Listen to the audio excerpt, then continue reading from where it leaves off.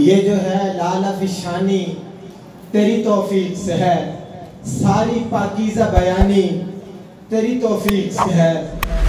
کی رات شب کہف میں ڈھلتی ہوئی رات، ہم نے یہ رات بتانی تیری توفیق سے ہے۔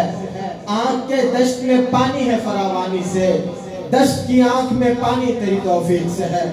ماشاءاللہ انتہائی خوبصورت اور دلسوز آواز میں تلاوت کلام پاک سے آپ کے قلوب کو منور فرما رہے تھے قاری عبدالرشید خان صاحب۔ سامعین محترم، کس قدر خوش نصیب ہیں وہ لوگ، کس قدر خوش قسمت ہیں، بامراد ہیں وہ لوگ جو اپنی زندگیوں میں قرآن کو بسر کرتے ہیں۔